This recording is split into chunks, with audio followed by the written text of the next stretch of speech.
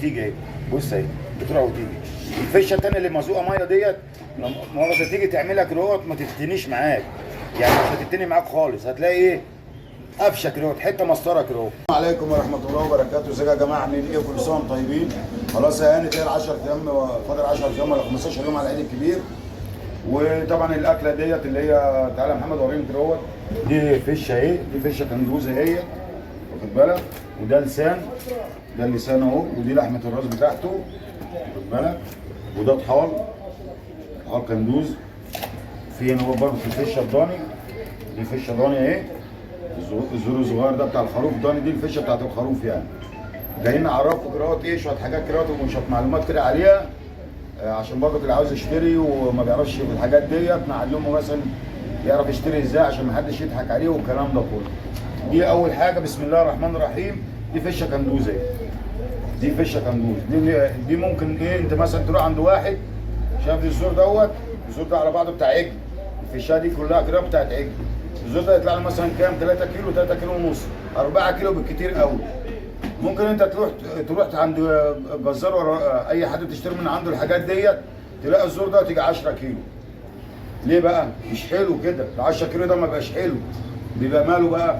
ده بيحطوا فيه ميه، بيملوه ميه كده اهوت، بيحط الخرطوم من اهوت في حته زي كده اهوت في الزور ده. تعالى محمد كده قرب، بيحطوا الخرطوم من اهوت وبيفضلوا ماسكين كده الخرطوم بالزور، يحطوا فيه الخرطوم، بيخلوا الزور ده يتملي ميه، واخد بالك؟ يعني انت الزور دوت ايه 4 كيلو زي ما بقول لكم كده اهوت، يطلع 10 كيلو ولا حاجه.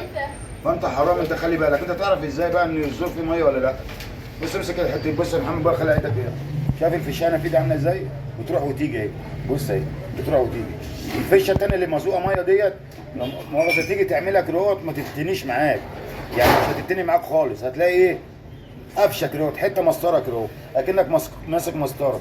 لكن هي لو ما فيهاش ميه هتلاقي بص اهي ماسك الفشايه، بص تحت برضه اهي. لكن اللي هي فيها ميه هتلاقي الحته دي كمان ايه تقيله قوي، هتلاقي الحته دي تقيله قوي، تعرف ان دي فيها ايه ميه، ما تشتريهاش عشان حرام عليك. الفشه دي سيبك ان هي كمان هتكش منك، يعني هتكش منك، لكن طعمها طبعا مش هيبقى حلو. ليه؟ الفشه دي بيبقى جواها مثلا عروق وحاجات دي كده وزي كده اهو، لما الميه بتخش جوه العروق دي كلها بتبوظ، الفشه ما بقاش طعمها حلو. فدي نصيحه برضو في موضوع الفشه. نخش على ايه؟ على الطحال. بسم الله الرحمن الرحيم. الطحال اهو، بص الطبيعي بتاعه، انا ماسكه اهو في ايدي اهو، بص هتنيه ازاي؟ التاني في ايدي اهو، بص متني في ايدي ازاي؟ الطحال بقى اللي بيبقى فيه ميه بيحط فيه ميه منين برضه؟ هنا اهو، استنى كده اطلع لك الخرم اللي فيه اللي بيتحط فيه الميه. الغش ده بص مفيش اسهل منه، الخرم اهو، الخرم اهو بتاعه. الطحال بقى بيتحط فيه ميه ويتربط من الحته اللي فوق ديت عشان الميه ما تطلعش منه، باين يا محمد؟ من عند الخرم كده ويتربط بحته فتله ما بتبانش. فانت الطحال ده طبعا بيتغش وبيسقي في ميه. انت بقى تعرفه برضك ازاي؟ انا بص الطحال اهو الكندوز اهو اللي ما فيهوش ميه، اللي هو العادي. بص انا هعمله على ايدي ازاي اهو، بص بيتني ازاي؟ انا في ايدي اهو كده ما فيهوش ميه. لو في ميه مش هتلاقي يتني معاك كده، هتفضل تعمل فيه كده وتعمل فيه مش هيتني، هتلاقيه ماسك نفسه كده زي المسطره برضه مش هيتني. دي الطحال. انا بقول لكم دي كلها نصايح برضك يا جماعه، عشان الناس غاويه الاكله بتاع فواكه اللحوم ديت وبتحبها، عشان اللي عاوز يشتري ما حدش يضحك عليه. الحاجات دي مليانه غش كتير، الحاجات دي مليانه غش كتير. نخش عليه بقى على لحمه الراس. الصلاة على النبي طازه،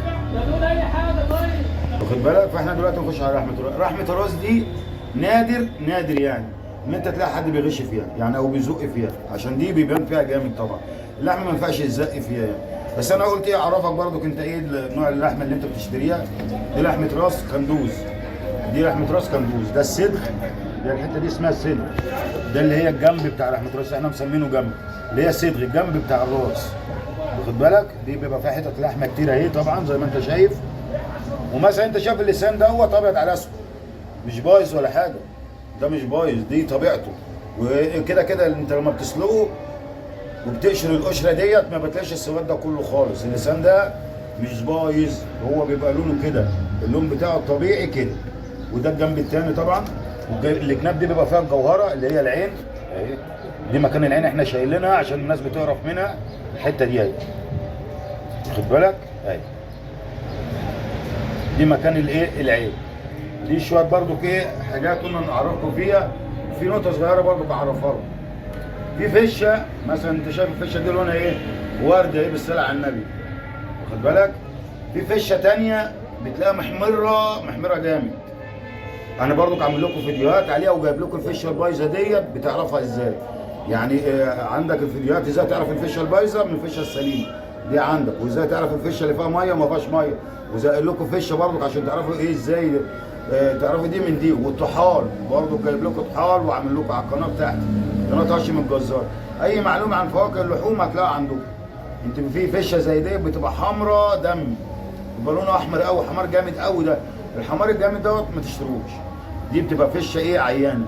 العجل بيبقى عيان، بيبقى طالع الفشه من العجله او العجله بيبقى عيان.